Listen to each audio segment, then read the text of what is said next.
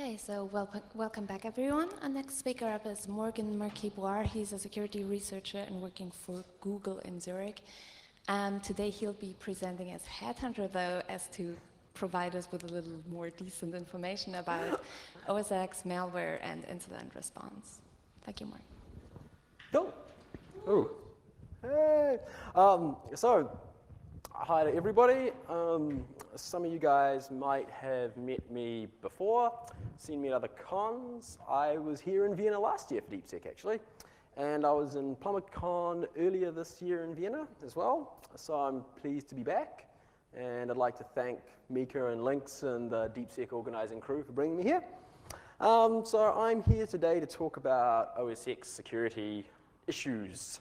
Sort of primarily incident response, malware, and forensics. But before I begin, brief disclaimer. The term hacker, when I talk about hackers, I mean evil hackers or people who break into computers, not whatever creative open source types, etc.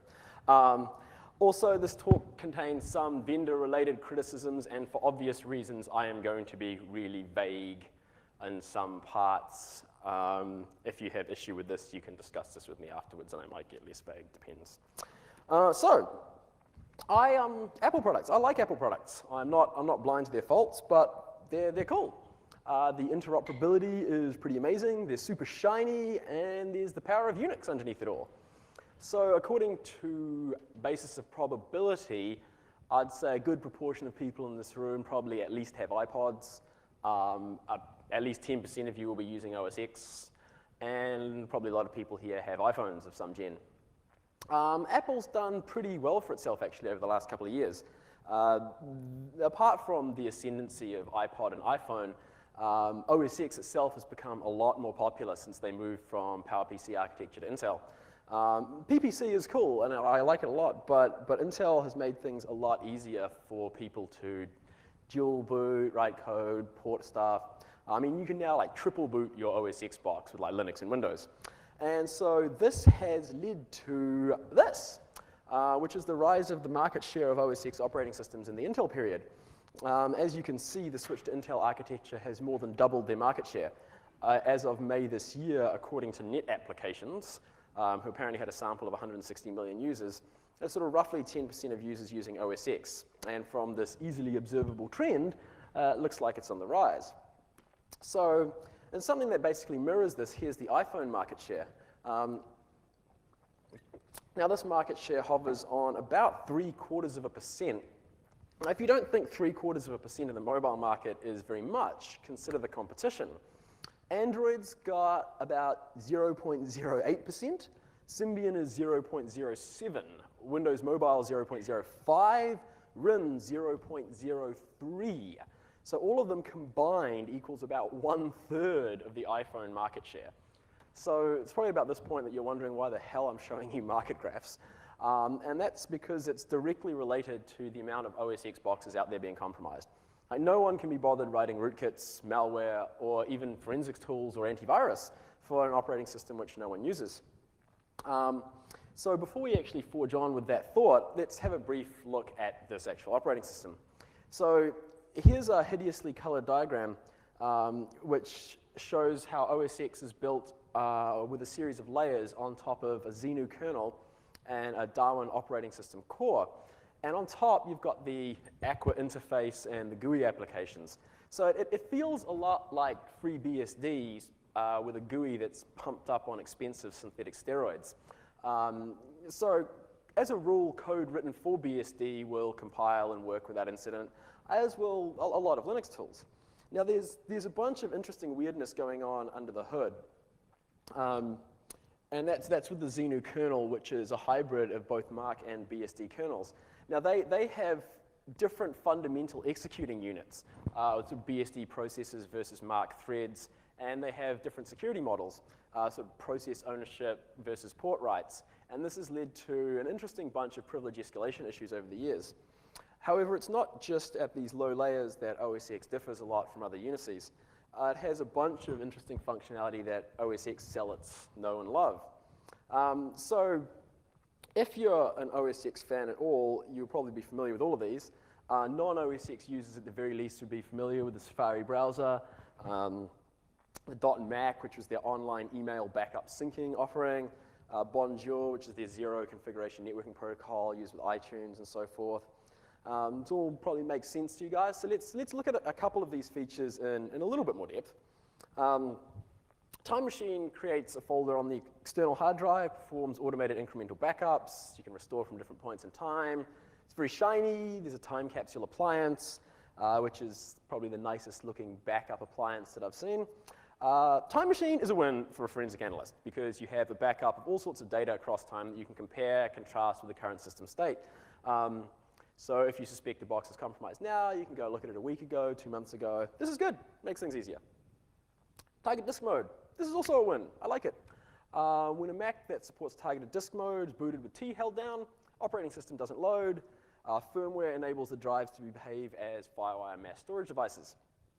So a Mac booted in targeted disk mode can be attached to the FireWire port of a Mac or PC, appears as external FireWire device, and the hard drives can be formatted, partitioned, and this makes imaging and data acquisition for forensic investigation really easy. DMG files. So this is a disk image format. It can allow for password protection, file compression. Its most common functionality is the distribution of software. When opened, DMG files get mounted as a drive within Finder. Now, this shouldn't be that much of a problem, but unfortunately can be a bit of a drag to mount some DMGs in other operating systems. It does have a handy mode for DMG investigation, which is the -shadow option. And this is basically like snapshotting for a DMG file. So this option allows you to poke around with the original image and all your changes get written to an out file as opposed to actually changing the image at all. So blocks read from the image, blocks present in the shadow file override the blocks in the base image, and all data written to the attached device directs to the file. It's very handy. This is a very cool feature. What we see here is if you have a look at a binary on OS X, you'll see the Mac O universal binary, it's 2 architecture. So it'll run on both PPC and x86, which is awesome. It's great for compatibility. You take a bit of a hit in size, but it's definitely worth it. So this isn't really a problem in itself, but it's more a problem with doing forensics on PPC architecture. There's very few tools for PPC, and I recently had the misfortune of actually having to deal with an incident which happened involving a PPC Mac, and the first thing I discovered is a bunch of stuff that I would normally use didn't work because I didn't have a tool set for the platform. The cross-compilation toolchain isn't something that's that hard to build, but is a bit of a colossal drag when you're in the middle of an incident.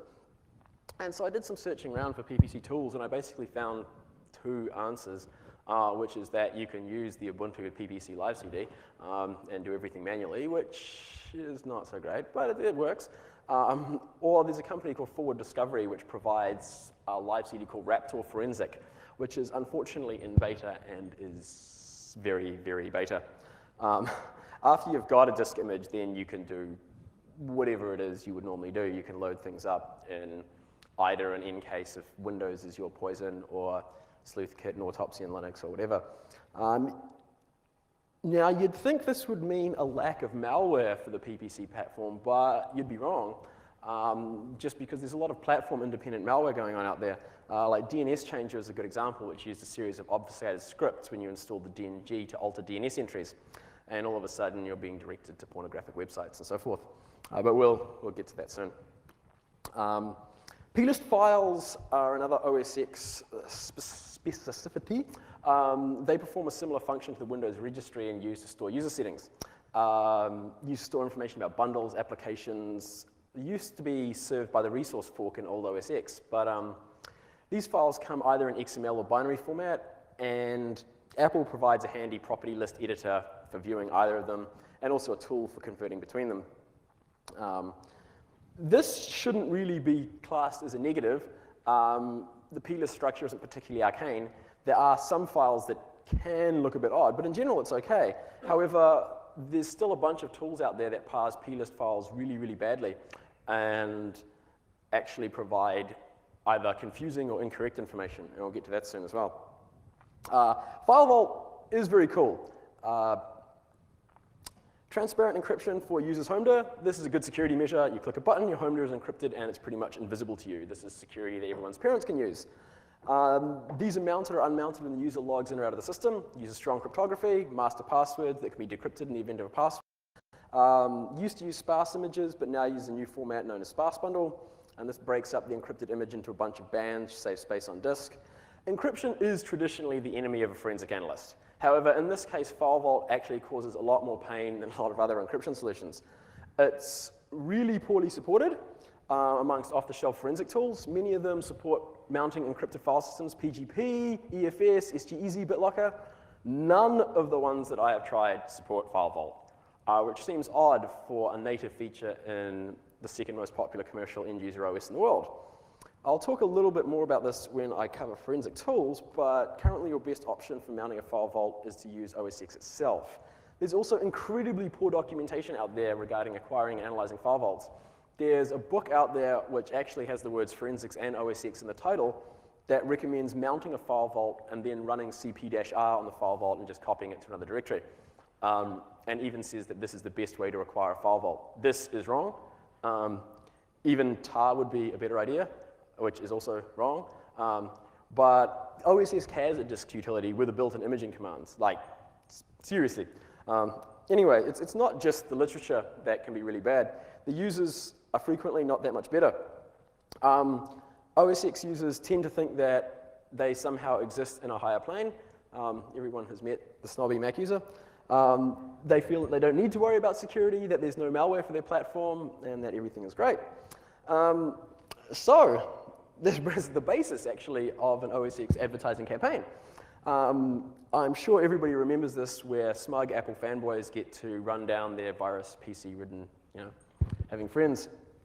I mean, OS X is a Unix based on NextStep and FreeBSD, right? It's got to be free of viruses.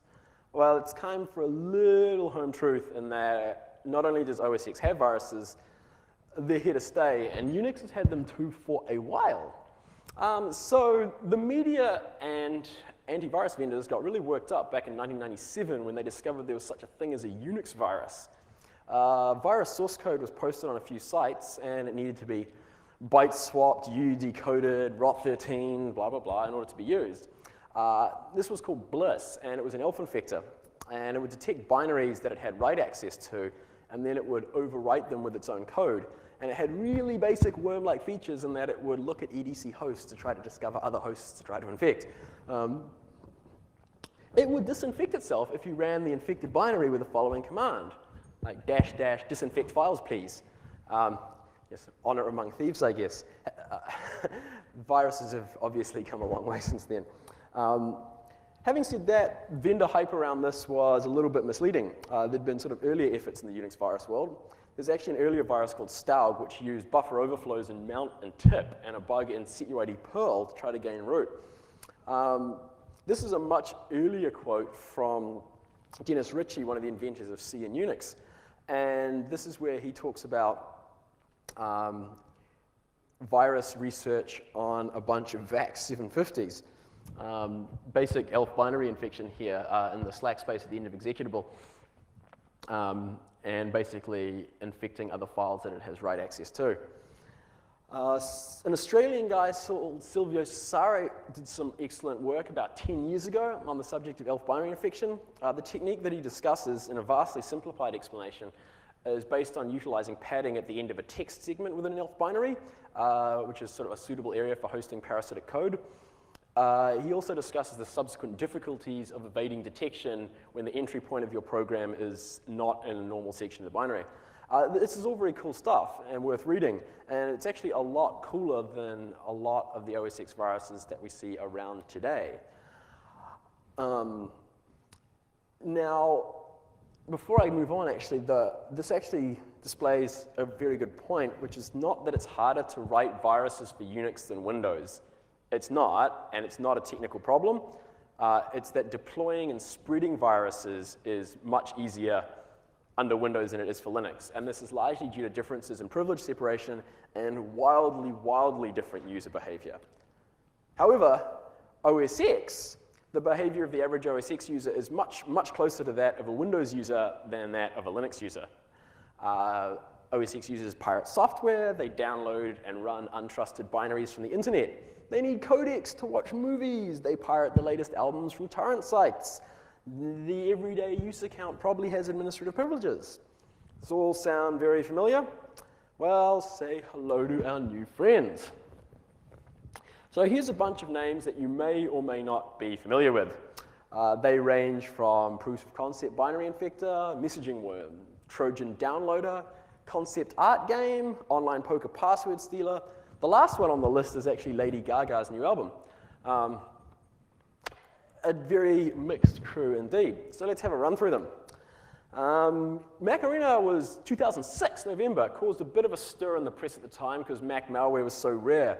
Symantec was supplied with proof of concept code, and it would infect by appending itself to mark Intel binaries. Now, only a source code of the worm was ever found, and it turns out the author wasn't very happy with his worm.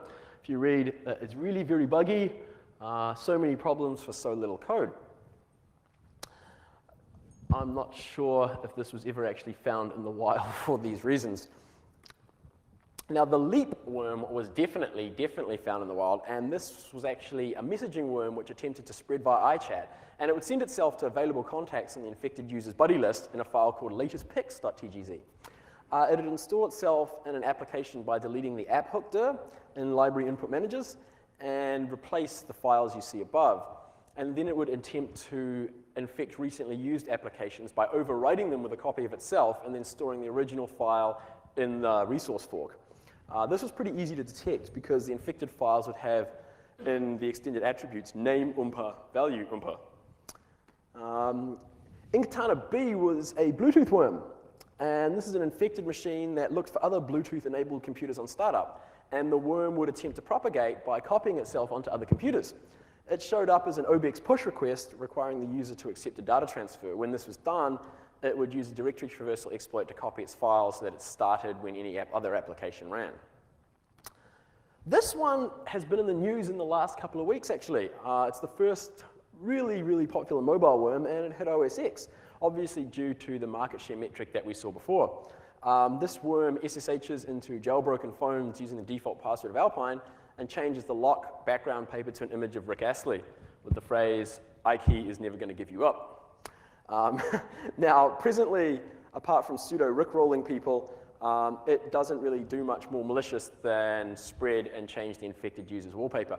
This is not a new idea or a new vulnerability, but it has actually been manually exploited before, and rather amusingly, at the beginning of this month, there was a Dutch hacker who was owning people's phones, changing their wallpaper, which had a link to his site. When they go to the website, the website will demand €5 in return for releasing control of the phone. €5. Is it just me, or did hackers used to think bigger? But iService. This is a very recent one as well. An interesting trend in malware for OS X, which makes total sense for virus writers, is providing Trojan versions of real packages for download. The Windows malware scene's been doing this for quite some time, so it's logical to expect this. What's interesting is that a new technique is that there's a lot of viruses coming out which masquerade as packages which aren't ported to OS X yet. So your favorite PDF reader, there's an OS X version of it that isn't available on the site, but is available on torrent, probably malware. In this case, though, the target software is a version of iWork 2009. Disguised as a legitimate installer, it actually does contain iWork, but also some added extra functionality. Contains a Trojan executable named iWork Services, which is about 400K. It's a universal Marco binary, so it'll run on both PPC and Intel. Executed, it checks if it's root, which it probably is because it's a malicious installer. If not, it closes. Otherwise, it copies itself to the following locations on your hard drive and then adds itself to system library startup items to ensure it runs when the computer restarts. It acts as a backdoor, opens a port on localhost for remote connections, and then it tries to connect to these two above hosts, which are hard-coded into the binary, which is kind of lame. It's kind of amazing how unconcerned OS X users are with the possibility of installing a Trojan package. Now, that's probably a bit small, but if you can read it, He says, if it's infected, you can just download a tool to remove the Trojan. Is this infected? Well, I'm not sure until you download it, but someone might want to add a note to the torrent if it is or is not infected, or just follow the link at the end of this to remove. So this guy's basically advocating downloading and installing the package regardless if it's Trojan or not, because you probably want your pirated copy of iWork, right?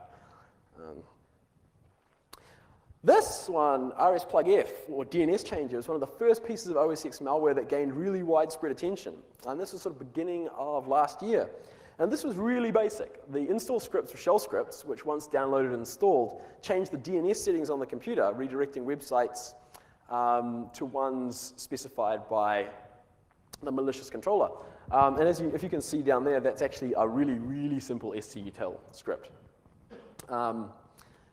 It was basically a social engineering Trojan. It was found on numerous pornographic websites disguising itself as a video codec.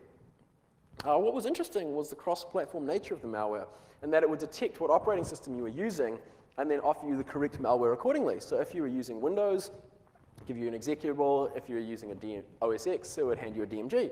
And this technique worked really well. According to Trend Micro, they estimated 3 million infected. They don't actually specify, so I'm assuming this is Windows and OS X. The guy writing this virus didn't stop there, actually.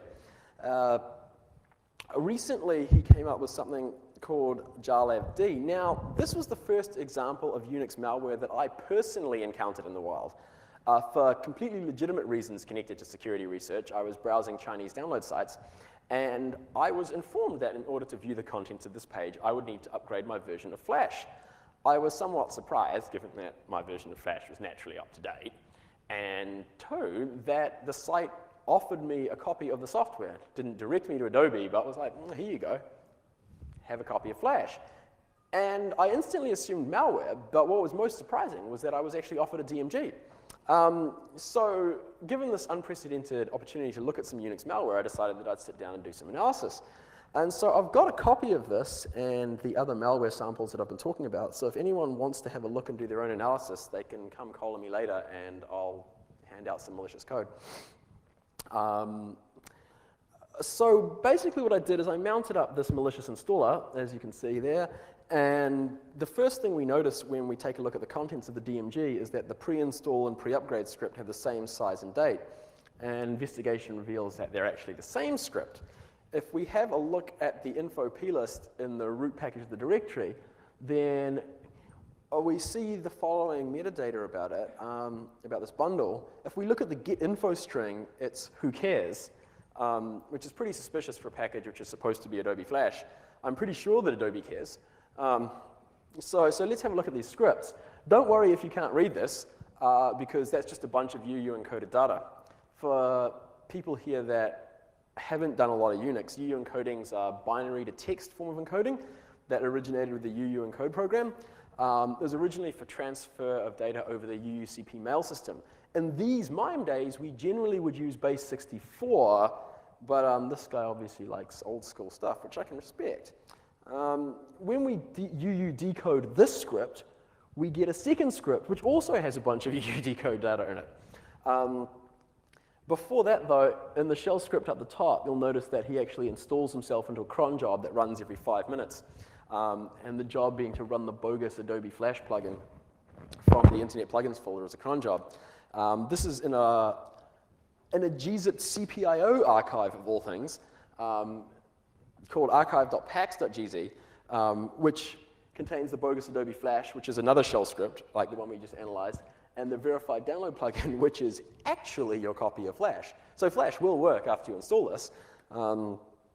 If you unobfuscate the last shell script, then you get this Perl script, which connects to a remote host, gives information about the new compromised host, polls the remote host every 5 minutes, talks to this Perl script called generator.pl, functionality, download new copies, everything you'd expect. No DNS changing this time, a little bit more sophisticated. As we can see, though, this is actually still a pretty simple virus. It's pretty easy to analyze and detect, especially when we know what we're looking for. So as a rule, when it comes to the OS X viruses that I've discussed, they're reasonably simple. The difficulty of detection is generally low, and they're a lot less sneaky than Windows malware. So, I mean, By virtue of comparison, I'd like to talk really briefly about one piece of Windows malware, say rust.c. And so in December 2006, rumors began to circulate among rootkit researchers that someone had created and released an absolutely undetectable rootkit, which could not be detected on computers where it was active by any of the existing antivirus or rootkit solutions. 2 years later, Dr. Webb announced that they had discovered a rootkit known as NT-Loader, and that it was the elusive rust.c. Now, Kaspersky began performing in-depth analysis of the rootkit's code on May 12 and discovered that it was not so simple. The entire code was encrypted using an unknown method, could not be analyzed using usual compressed code analysis and emulation techniques. Further complicating the issue, there was hardware binding to the infected computer such that the malware could not be executed or analyzed on other computers or even in virtual machines. Contained within this rootkit was advanced polymorphic protection, anti-rootkit technology in that it had specific code to ensure that existing anti-rootkit programs would not be able to run. It had effective firewall bypassing. It was effective against kernel mode debugging and tracing. It was effective against signature-based detection methods and modern heuristics, and dramatically slowed down a reverse engineering process. Contained several layers of code morphing, which prevented tools like soft ice from working, and WinDebug was also completely impossible to use. So this is like not impossible to unpack in reverse, but incredibly difficult. We just haven't come across this sort of thing yet for OS X. And this is pretty lucky, I guess. It does make OS X incident response easier, but not necessarily easy. So let's talk a little bit about incident response in general, and I guess this will become sort of apparent to you as to why. So I've been doing incident response and forensics now for over half a decade, and I've found an interesting and rewarding area of security. And I'm sort of using incident response here as opposed to forensics because people frequently think that forensics is all about police finding naughty pictures on people's hard drives. This is partially true. A large section of the forensics industry, and especially the tools that are created, is centered around acquisition of digital data to prosecute someone for committing what is actually a traditional crime committed by electronic means. So we're talking digital correspondence between two criminals detailing their crimes, documentation proving some form of criminal behavior. Child pornography gets a lot of attention. If all else fails, accuse people of corrupting the youth. There's a lot of software that provides very fancy support for acquisition of digital images. So it will find images inside zip files, inside PST files, inside CAD files, et cetera, et cetera. This is pretty much not the sort of forensics that I'm talking about today. What I'm interested in is the more traditional activities, I guess. More interested in computer criminals than criminals that use computers. That is to say, traditional activities that be understood as hacking, unauthorized access.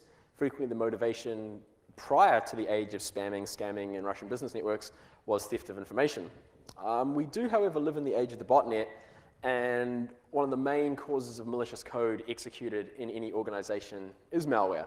So the steps that I need to follow involve detection of an actual incident, incident triage, which is assessment of the incident, containment procedures, etc., and then forensic analysis of potential evidence. So I'm going to run through forensics blazingly fast in one slide, because I'm sure that most people more or less know what's going on. So you've got evidence acquisition, which involves frequently digital imaging, be it taking an online or offline image of the potentially compromised host. Offline analysis is from media when the host is powered down, and this is frequently viewed as the most trusted way to acquire digital evidence. Online is when the machine is still running. Obviously, online has a bunch of benefits involving the acquisition of volatile data. You get memory, you get network sockets, you get running processes.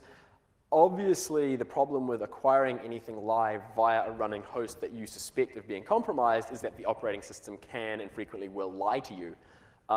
If you can get offline and online images and compare them and you find notable differences, obviously this is a pretty useful detection method. Recovering deleted files is what people most commonly think of as digital forensics. I've just discussed that. File system timeline analysis, looking at access times, modified times, create times, and trying to build up a coherent narrative of events which occurred during the incident. So that's correlating, say, a file system timeline with system logs, with browser history, with network events, with IDS, so you actually get an image of what a malicious attacker actually did.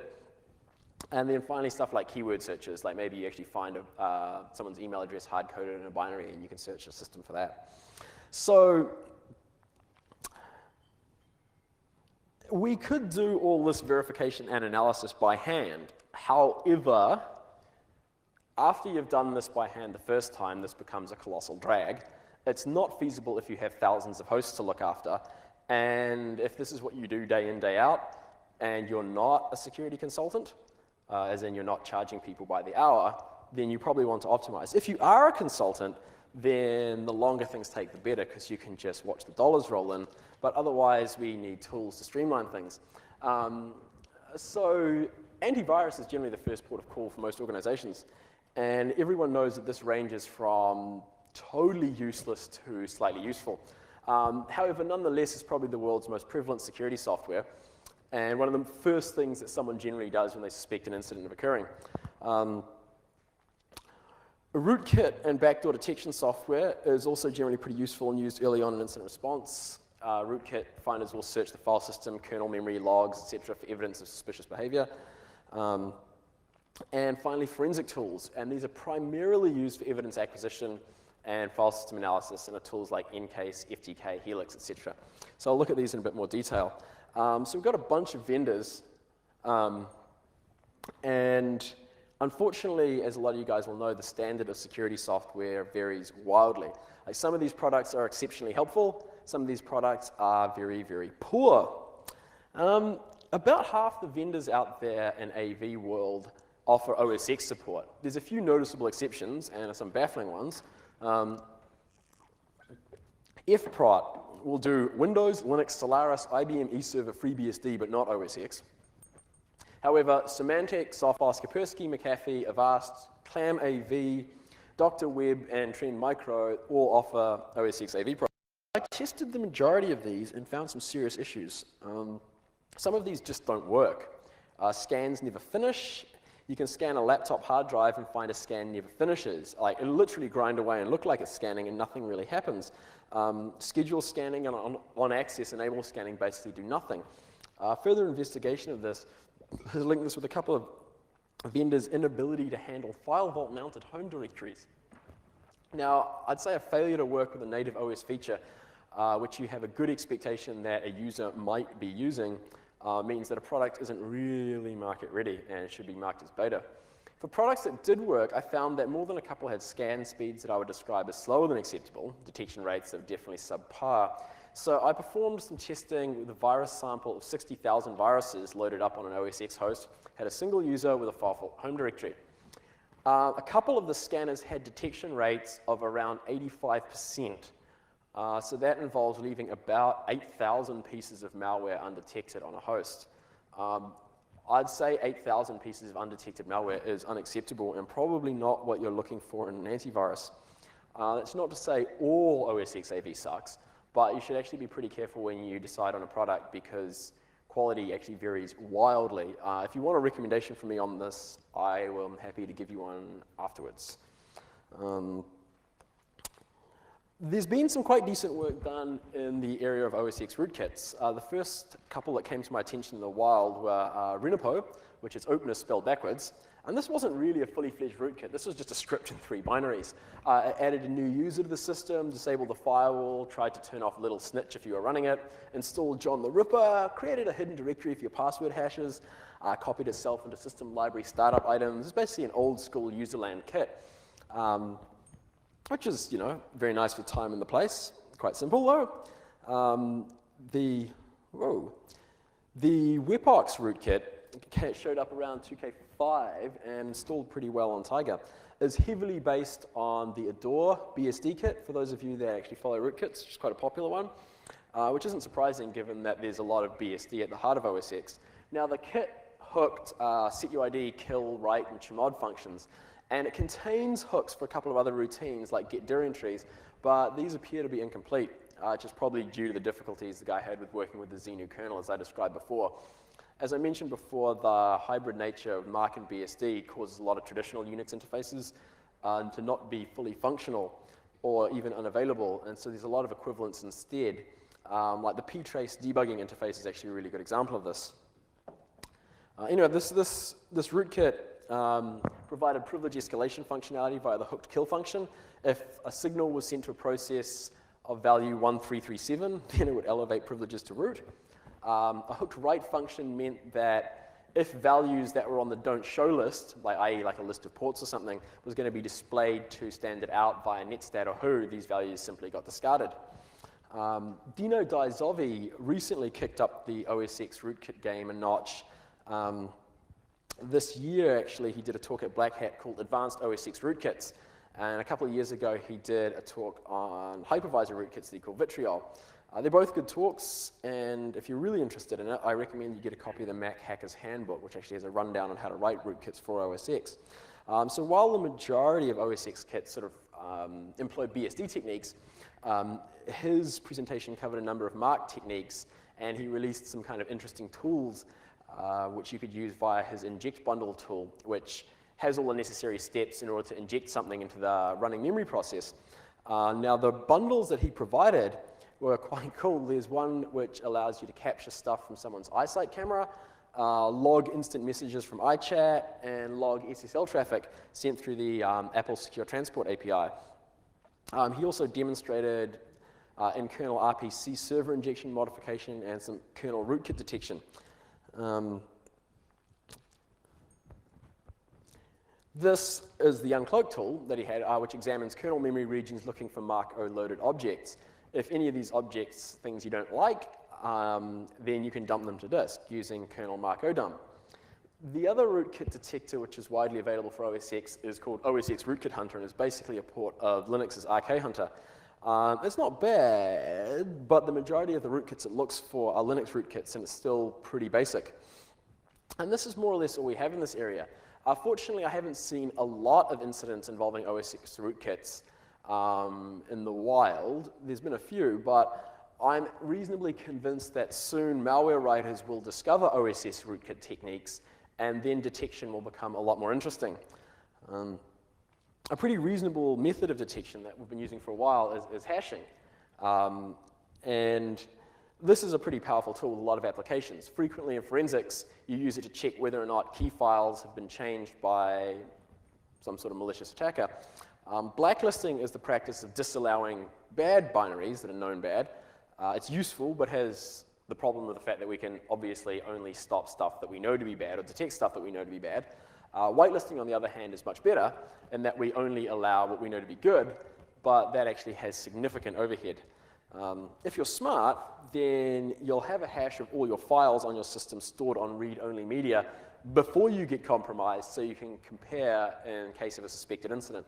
However, this isn't always feasible, but fortunately various organizations provide large hash lists for us. Bit9 provides commercial MD5 and SHA-1 database, which is huge and really handy for your Win32 infrastructure. Unfortunately, it's pretty slim on the ground when it comes to OS X stuff. That is to say, there's pretty much none. NSRL is a hash database provided by NIST, which is a US government body. Again, it's awesome that they've done this work putting it together and that it's provided, but the latest database has OS X hashes for 6 out-of-date versions of iWorks, Keynote on OS X 10.2, and a version of QuickTime for Windows. There used to be a website called Known Goods, which was provided by the Shmoo Group, which was really useful and actually did provide a good online database of OS X hashes as well as FreeBSD and other things, but unfortunately the Shmoo Group stopped maintaining it. I'm going to talk a little bit about forensic tools now. Like the Sleuth Kit is a fantastic tool, and full credit to guys that wrote it. It is the standard tool for performing forensic analysis in that it's free. So if anyone in the audience who's not a professional has done any, this is probably what they've used. It's good for file system timelining, hidden data, file recovery, file carving. Does work on OS X, although they classify their HFS support still in beta and it's not compiled in by default. If you do professional forensics, this is probably what you use. In-Case is widely considered to be the premier forensic software available. Used by law enforcement and government, provides acquisition, advanced image recovery, case processing. It'll find suspicious activity for you, analyze the registry, tell you what's supposed to start on boot, etc., etc. All sorts of interesting functionality. There's even a forensics joke that if you want to avoid getting caught, then you should use RiserFS as your operating system because Ncase doesn't support it, and therefore the cops won't be able to analyze what you're doing. Unfortunately, Ncase, the support it offers for OS X is considerably less advanced than the support it offers for Windows, and this has been the case for quite a long time. Despite the fact that it supports a variety of encryption formats, like I mentioned before, PGP, BitLocker, EFS, etc., it doesn't support file vault.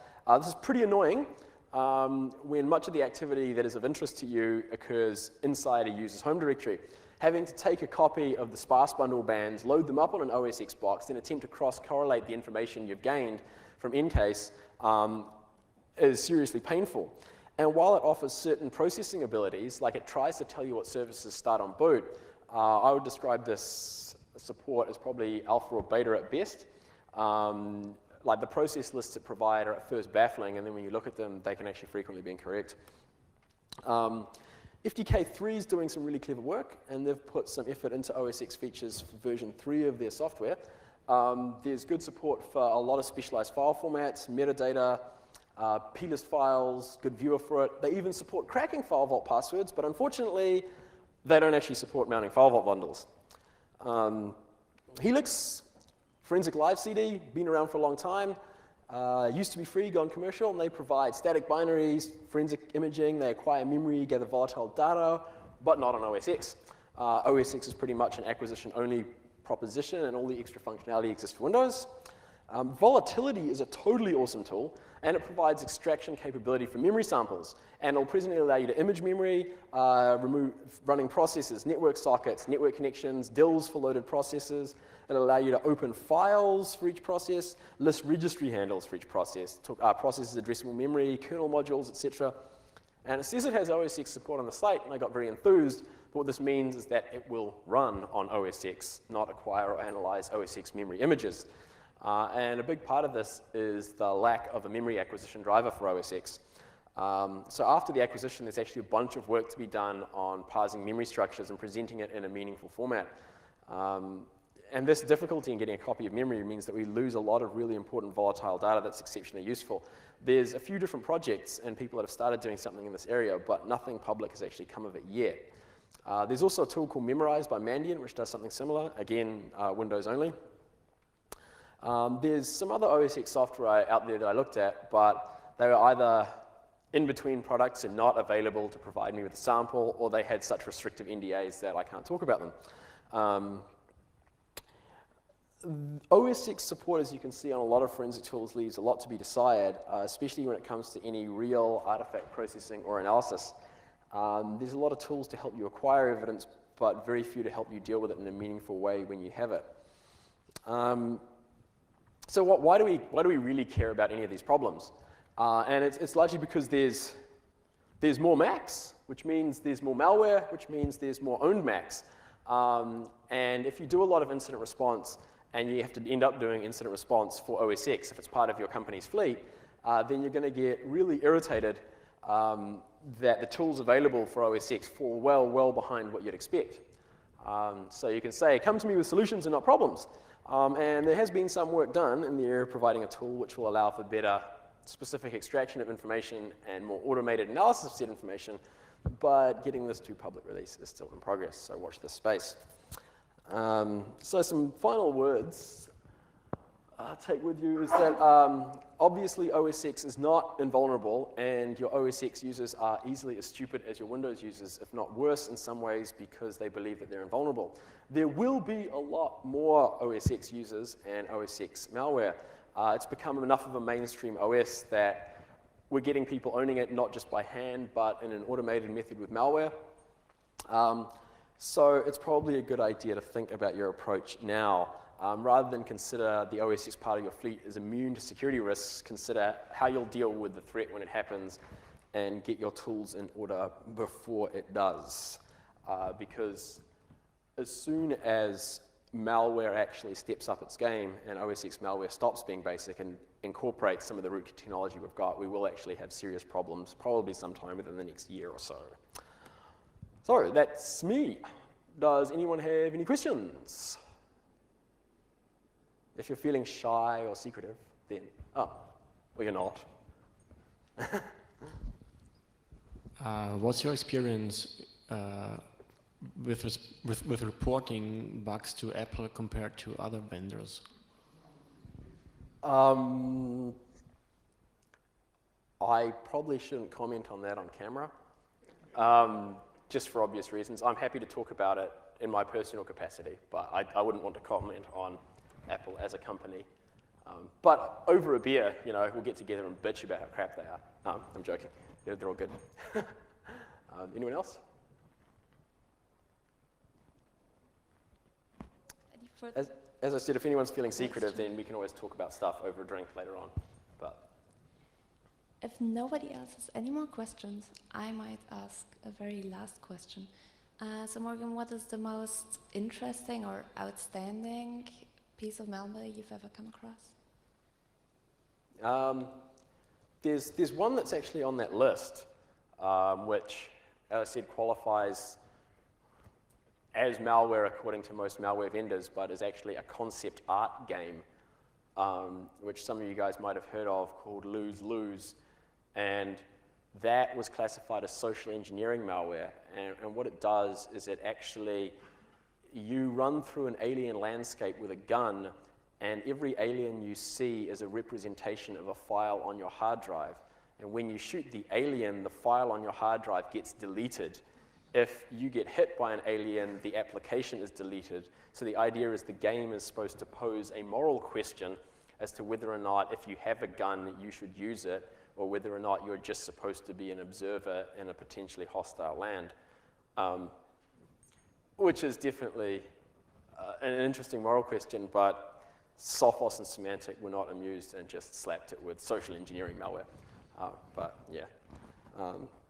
So I'll provide the slides later. This was a bunch of stuff that I used in order to research the talk and tools that I think are decent. So yeah, thanks. So kind.